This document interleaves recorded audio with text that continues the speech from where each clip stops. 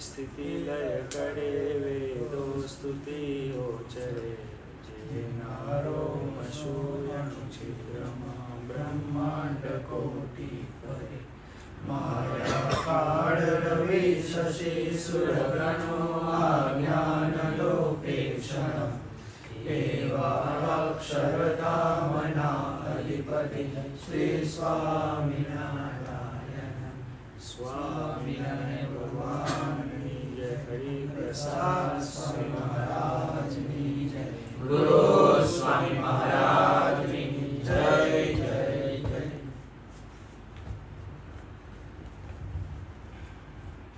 પોતાની જાત દરેક માણસને એક એવો અભિગમ છે કે મારે સુખી થવું છે. એવો કોઈ નથી કે જે એને દુઃખી રહેવું હોય એવું ગમે. ઘણા લોકો હોય છે દુઃખી, શોધી નાખે દુઃખી થવાનો રસ્તો. ઘણા લોકોને એવા જોયા છે નાની વાત ઉપર ગુસ્સે થાય, ઝઘડા કરે, લોકોને મજા આવતી હોય એવું. પણ હમણાં 4 દિવસ પહેલાં જ એક અદ્ભુત હિમાલયના સંત એમને મળવાનું થયું. 30 વર્ષની અવસ્થા હશે અને પ્રસન્ન સ્વામીનો દેહ કેવો છે એવો એનો દેહ. એને લુંગી લપેટેલી દોડીને સેવા કરે, દોડીને જે હરિભક્તો આવે ને દોડીને સેવા કરે. સેજ અહીંથી આટલે જવું ને તોય દોડે, અહીંથી રસોડે જવું ને તોય દોડે, ચાલે નહીં, દોડીને જ સેવા. અને હરિભક્તો આવે એટલે પછી એમને અદ્ભુત વાત કરી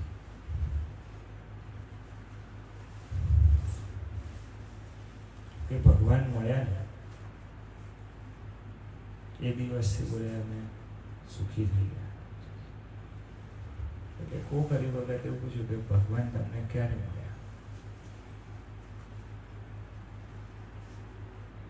અને આ બહુ અઘરો પ્રશ્ન છે. એટલે તરત એવું બોલ્યા કે બોલે जिस दिन से गुरु महाराज मिले ना उस दिन भगवान मिल गए. હવે સંતો પાસે જઈએ ને એટલે આ વાત સહજ છે. કોઈ પણ સંત એમ જ કે પોતાના ગુરુને એટલું બધું મહિમા ગાય ને, પેલું સમુદ્ર કી સાણી કરું અને વનરાજ કરું લેખની તો બી ગુરુ ગુણ લીખા ન જાય. એવું હોય, દરેક સંતને એવું હોય કે મારા ગુરુ છે તો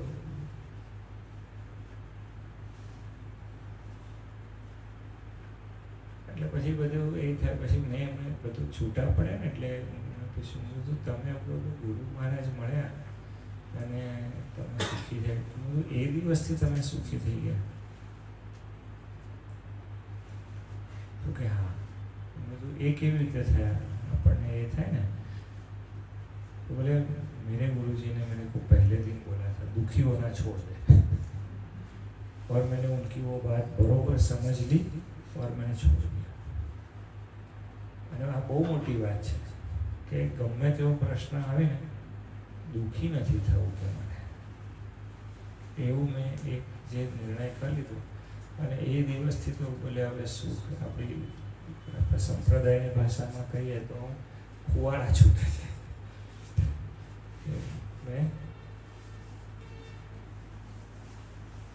ને તો માણસને ને કંઈક ને કંઈક શોધી લે. તમે જોજો સૌથી વધારે માણસ જો કંઈક વાત કરતો હશે તો કે મેં તો જે વેઠ્યું છે શરૂ કરે ને પોતાની જાતને ઇન્ટ્રોડક્શન આપવાનું શરૂ કરે એટલે શું વાત કરે કે ભાઈ મેં તો જે વેઠ્યું છે, મેં આટલો દુઃખી હતો ને હું આમ દુઃખી હતો ને હું તેમ દુઃખી હતો, વાત એ જ કરે. તો દરેક માણસને સુખી થવાની ઈચ્છા છે, પણ કોઈક જગ્યાએ સમજણ એવી પકડી રાખી છે કે એને લઈને એને દુઃખ છે. આ પ્રભુએ વાત કરી ને કે પહેલાં આશ્રમમાં નહોતું ગમતું, પછી સમજણ બદલાઈ ગઈ કે ના આપણે અહીં રહીશું તો વહેલું આપણી અંદર ચેન્જ આવશે. અને જો દરેક વ્યક્તિની પાસે કેવું હોય છે, બે પ્રકારના વ્યક્તિ છે, એક નોકરી કરનાર અને એક ધંધો કરનાર, બરોબર? માનો છો કે નહીં? આ વસ્તુ છે કે નોકરી કરનારના મગજમાં એવું છે કે મારી પાસે કોઈ આ કામ કરાવી લે, હા, તો હું કામ કરું. નહીં તો એના મગજમાં શું ચાલતું હોય? કોઈ જોતું નથી, મારો પોત. આવું થતું હોય છે ને. નોકરીવાળાને લગભગ એવું હોય, અને ધંધાવાળાને કેવું હોય કે રોજનું 10 જ થાય છે, મારું 12 કરું, 13 કરું, એક જ જગ્યાએ સૂઝી નાખે. એને કોઈને આધીન રહેવાનું ગમતું નથી, અને ધંધાવાળાને કોઈને આધીન રહેવાનું ગમે નહીં, અને નોકરીવાળાને એવું થાય કે યાર આ કંઈ આવી ગયો, બોસ આવે એટલે એને આવું જનરલ વધે એવું નહીં હોય, એમાં છૂટછાટ બી હશે. મેં એવા વ્યક્તિઓ જોયેલા છે, અમારા કલ્પેશભાઈ, શ્રી, આ બધી વ્યક્તિઓ એવી કે એમને પેલો બોસને એવું કહેવું પડે કે જાઓ કે એવી વ્યક્તિઓ છે. અને એવા ઘણા બધા હશે આપણે, પણ હું સમજાવું છું, એક મેન્ટાલિટી એવી છે, અને એ મેન્ટાલિટીમાંથી આપણે જ્યારે બહાર નીકળવું હોય, આપણને એવું થાય કે મારી પાસે આપણે કરવા માટે ખૂબ બધું સક્ષમ છે, ખૂબ આપણે બધા સમર્થ છે, ને હું તો અહીં બેઠા છે ને હું આમ બધા સામે એક જોઉં તો મને આશ્ચર્ય થાય. મારે આ સમગ્ર છે, જે વસ્તુ આપણને ઉચકવાનો સંકલ્પ જ ના થાય, એ એકલું ઉચકીને ફેંકી દે. કેવું પ્રભુ, બરોબર ને? અમે એને આશ્રમ પર ભીમ જ કહીએ છીએ. આ 5 પાંડવોનું ભીમ છે, એને જબરજસ્ત એવી સંગતિ છે. હમણાં પ્રભુ થોડું લીડ કરે છે, ખૂબ જબરજસ્ત. હમણાં અમે સચિનને થોડા કામ સોંપ્યા. અદ્ભુત ભગવાને તમારા બધામાં ખૂબ દિવ્ય સામર્થ્ય મૂકી છે, અને કોઈક જગ્યાએ આપણને એવું થાય કે આપણી પાસે કોઈ કામ કરાવડાવી લે ને તો આપણે ખૂબ કામ કરી શકીએ છીએ, ખૂબ કામ કરી શકીએ છીએ. અને એ જગ્યાએ આધ્યાત્મ જગતમાં આપણને એની અંદર 2 વસ્તુ મૂકી છે. એક સંત મૂક્યા છે અને એક સત્સંગી મૂક્યા. ઘણી બધી વખત આપણને સંતનો સમાગમ સમયથી અખંડ ન રહે એવું કદાચ બને, ઉઠવું બેસવું અખંડ, કારણ કે સંતો પછી એની દુનિયામાં હોય ને, આખી અલગ પરિવેશમાં હોય. પણ એક વખત આપણે સત્સંગી થયા ને એટલે પછી આપણને સત્સંગી જોડે ઉઠવું બેસવું ગમે. આપણને એવું થાય કે થોડુંક ચલો ને ચક્કર મારી આવીએ, વાત કરતા આવીએ, એ સમાજ આપણને ગમે. પણ આપણો એક સ્વભાવ છે, આપણને બધાનો સ્વભાવ છે. આપણે જેની જોડે વધારે રહીએ ને એના પછી ગુણની જોડે આપણને દોષ પણ દેખાય કે આમ આને નહોતું કરવા જોઈએ, અને આ નહોતું કરવા, અને આટલો બધો સંભાળ્યો તોય આ પછી પોતાને જ ચલાવતું. એ ભૂલ આપણને પડે. એટલે ભગવાને એ જગ્યાએ એ વાત કરી કે સંત અને સત્સંગીને વિશે અવગુણ ભાષે છે. સંત છે ને એ તો શું છે, સમજીને ખૂબ સ્વાધ્યાય કરી અને પોતાના વિશે દોષ રહેવા દે જ નહીં. કારણ કે ભગવાનની મૂર્તિ ધારે એટલે જ્ઞાન અગ્નિની અંદર સ્વામીજી એને તો રોજ સ્વાહાકાર છે. એને ભગવાને ગીતાજીની અંદર વાત કરી છે કે યજ્ઞોમાં જપ યજ્ઞ શ્રેષ્ઠ છે.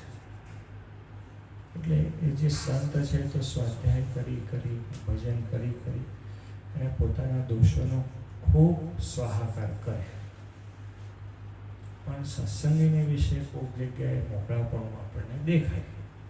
આપણને એવું થાય કે લક્ષિતે આમ કરવા જોતું હતું, કે પાર્થે આમ કરવા જોતું હતું, સચિન સમજતો નથી અને નિલેશ આવું કરે છે, એવું આપણને કદાચ કોઈક જગ્યાએ દેખાય. અને આપણો સહજ સ્વભાવ છે, જો આપણને એ વસ્તુ જગતમાં ન દેખાય તો આપણે અથડાઈ પડીએ ને, કોઈક જગ્યાએ ભરવાઈ જવાય. ગુણ દોષ પારખતા ના આવડે તો આપણને ભૂલ પડે કે આપણને કેટલા જણા ઊંધું બનાવીને જતા જગ્યાએ માર ખાવાનો વારો આવે એવું થાય ને. પણ એની એ જ મેથડ આપણી સત્સંગમાં પણ ચાલતી હોય. અને ઘણી બધી વખત એવું બી થાય કે કોઈક સત્સંગી હોય એ બનાવી જાય તમને, એના સ્વાર્થ માટે એવું કંઈક કરી જાય તો તમને પછી એવું થાય કે એટલે આ મને બનાવી ગયો અને હું તો કંઈ મૂર્ખ છું કે આવું કરે. પછી આપણને જે દોષ છે ત્યાં એ બધું શરૂ થાય. પણ ભગવાન સ્વામિનારાયણે વાત કરી કે સંત અને સત્સંગીની વિશે જે અવગુણ છે ને એને દિવ્ય કરી નાખે. આપણને કોઈ જગ્યાએ ખ્યાલ આવી જાય. જો કેટલા જણને મરચું ગમે છે, જમણમાં અલગથી મરચું મૂક્યું હોય તો કેટલા જણને ખાવું ગમે છે? પ્લીઝ હાથ ઊંચો કરો. બરોબર હાથ ઊંચો કરો. બરોબર. પણ એ મરચું ખાતી વખતે પણ તમને એવું ખ્યાલ રહે છે ને કે 2 હોય કે 3 હોય, પછી તમે 10 ન ખાઈ જાઓ. મરચાંનો સ્વાદ છે, તમે 10, 15, 20 લાવ કે 250 ગ્રામ મરચાં થઈ જાય, 500 ગ્રામ એવું થોડી ખાવ છો. સ્વાદ છે. તો એ જે સત્સંગી છે એની વિશે જ્યારે આપણે જોઈએ તો થોડું દુર્યમ પ્રકારે આપણે એને જોવું પડે. આપણને ખબર પડે કે આ ભગતને ભૂલ પડે છે. અને ભગવાને કે સંગ શુદ્ધિનું જે વચનામૃત કહ્યું છે એની અંદર અને સંતની વાત કરી છે. હું તો આપણને સત્સંગીની વાત કરી રહ્યો છું. આપણને એવું લાગે કે કોઈક જગ્યાએ આ ભગતને ભૂલ પડે તો એનો અભાવ લીધા વગર, એને માટે અરેરાટી કર્યા વગર આપણે ઘરમાં રહેતા હોઈએ અને તમે જુઓ જોડે ને જોડે રહીને એને પ્રસંગ બને, દૂરવાળાને પ્રસંગ ન બને. કોઈકની સાસુ વડોદરામાં રહેતી હોય અને બહુ ને છોકરો કેનેડા રહેતા હોય તો એને રોજ પ્રસંગ ન બને. પણ જોડે રહેનારને રોજ પ્રસંગ છે. કલાકે 2 કલાકે કંઈક ડાચા ચડી જાય, કંઈક બોલ દે ને એવું થાય જ. જોડે રહેનારને પ્રસંગ થાય છે. અને છતાં બી કુટુંબ હોય ને તો એ એકબીજાનું તરત ગમાડે. કંઈક બોલ્યા હોય ને આમ એવું માઠું લાગી જાય. આજે સવારે જ એક દીકરી મને વાત કરી કે પછી મમ્મીને તો એવું ખોટું લાગ્યું તો 4-5 કલાક બોલી જ નહીં બોલે. પણ એનો અર્થ શું થયું કે 4 કલાક પછી એ બોલીને એનો અર્થ એ થયો. તો આપણે આપણા કુટુંબના સભ્યોનું કેવું તરત સાચવી લઈએ છીએ, એની જોડે સમાધાન કરી લઈએ છીએ.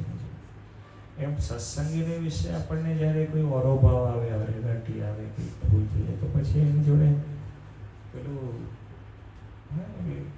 બીજા પરણ્યા રાજી ખુશી થઈને પરણ્યા પછી વરસ દાડો થયો એટલે જે પેલા સંબંધી હતા એ એમના ઘરે ગયા. 1.5 વર્ષ પછી તો કે તમારે ત્યાં તો લગ્ન ખૂબ સરસ થયું, બહુ સરસ થયું હતું. પેલા 1.5 વર્ષ જ મળી રહ્યા હતા કે લગ્ન ખૂબ સરસ થયું. હા, અને તમારા ફેરા વખતે તો પેલી કઈ લાઈટો, હા, શાર્પી ને તો બહુ અદભુત હતી. ને ફેરા તો તમારા જોરદાર થયા. તમારા તો 7 જન્મનો બંધન થઈ જાય એવું લગ્ન થયું. એટલે પેલો છોકરો કાં તો છોકરી બેમાંથી ખોટું લે કે 7મો જન્મ છે આ. તો એવું સત્સંગી જોડે નહીં કરવાનું કે બસ હવે તો હવે સત્સંગમાં છે એટલે તારું ગમાડવું પડે ને આ. જો કલેશ બુદ્ધિ નહીં રાખીએ અને એકબીજાનું સમજી સહેજ ગમાડી લઈશું તો ત્રાસ હશે. હું તમને એક જ ઘરમાં રહેતા હોય અને અતિશય રોજને રોજ મગજમારી થાય. અને કેટલા બધા જણ એવું કહે છે મને, ઘણા બધા જણ મને કહે કે ઘરે જવાનું જ મન નથી થતું. પછી ઘરમાં રહેવાનું મન થાય તો પછી સત્સંગમાંથી પણ એવું મન મોડું પડે. આપણને એવું થાય કે દર્શન તો આવું જ કર્યા કરે છે. તો બેવ હરિભક્તોએ ખરેખર ખૂબ સમજવાની જરૂર છે કે મારાથી આમ ન વર્તાય, આમ હું કરીશ ને તો મહારાજ રાજી નહીં થાય અને મને આનંદ નહીં આવે, મારા આનંદમાં વિક્ષેપ પડશે. કે ભગવાને જે વિવેકના પ્રથમના 16માં જે વાત કરી છે એમાં વિવેક જે કહ્યું છે એની અંદર આ બે પ્રકાર, આપણે એક વિવેક તો શું વાત કરીએ કે ભગવાનને વિશે તો અવગુણ ભાષે છે, એ તો વાર્તા જ પૂરી થઈ ગઈ. એ તો બધું કેવું છે કે એ નિર્ગુણ જ છે, એની અંદર દોષ શક્ય જ નથી. એ જો દોષ લાગતો હોય તો આપણા મન બુદ્ધિનો પ્રશ્ન છે. આપણને એમાં કંઈ સમજણ ના પડી હોય તો આપણને ભગવાનને વિશે દોષ લાગે, નહીં તો દોષ કંઈથી હોય, શક્ય જ નથી. આપણી જ ભૂલ છે એવું શ્રીજી મહારાજ એમાં તો કહી રહ્યા છે. પણ બીજી એક જે આ વચનામૃતમાં ભગવાને જે કલમ મૂકી છે ને એ કેવી મૂકી છે જુઓ.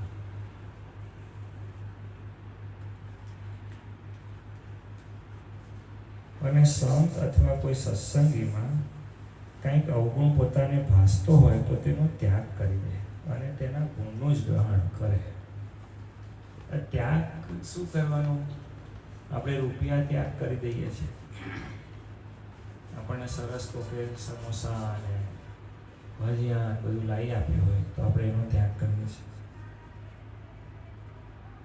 એ બધું ત્યાગ નથી કરતા. પણ એ જ વસ્તુ બગડી જાય તો પછી આપણે એને કેવું કરીએ છીએ? તો બે પાર્ટ કયા છે કે ગુણ હોય તેનું ગ્રહણ કરે. આપણે ખાલી ત્યાગવાનો જ ભાગ રાખ્યો છે.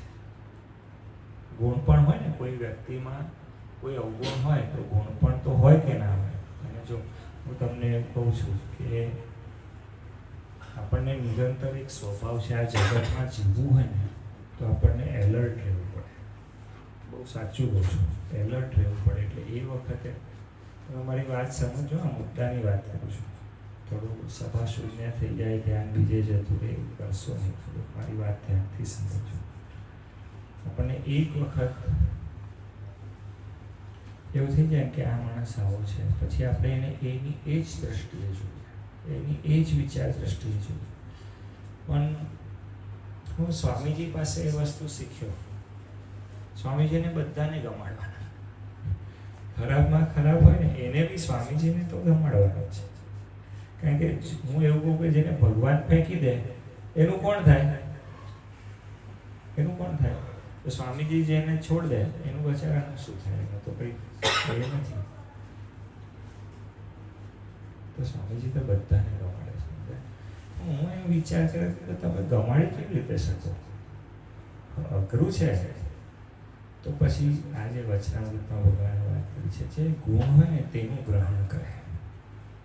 તો પછી ધીરે ધીરે પેલું પૂછું, તમે જમવા બેઠા હોય, તમે તમારી ઈચ્છાથી જ મરચું લીધું હોય, બરાબર? તમારી ઈચ્છાથી જ મરચું લીધું હોય. કે તમને પરાણે તો કોઈ મોઢામાં મરચું ના મૂકે, પરાણે તમને મોઢામાં કોઈક લાડુ મૂકે, મરચું કરવા મૂકે. જોયો કોઈ દિવસ કોઈને? પરાણે શું મુકાય? લાડુ જ મુકાય ને સમજી. તો મરચું મૂકે અને પેલું મરચું મૂકે ખબર ન હોય ને એકદમ લવિંગ યુ બવિંગ યુ આવી ગયું તો જેને માગીને ખાધું હોય એને બી ત્રાસ થાય કે ના થાય? તો પછી એનો શું ઉપાય છે કે એ વખતે થાળીની અંદર જે લાડુ પડ્યો હોય કે જે કંઈ સ્વીટ પડી હોય તે ખાવી, તો તીખાશ મરે. થાળી તો આપણી જ છે, જેમાં મરચું હતું એમાં જ મીઠાઈ પડી છે. તો આપણી સામે આવેલો જે હરિભગત છે એની અંદર સ્વામીજી કોઈક અવગુણ આવ્યો હોય તો એનો ગુણ વિચારવાનો અને ધીરે રહી અને આપણે એ અવસ્થા નથી. કારણ કે જો સ્વામીજી આપણી આજુબાજુનું વાતાવરણ આપણને પ્રભાવિત કરે જ છે. આ વાત 100%. હમણાં જો બહાર ગરમી પડે છે તો આપણને હમણાં એસી બી ચાલે છે ને તોય બોલો ગરમીનો પ્રભાવ આપણા ઉપર છે કે નહીં?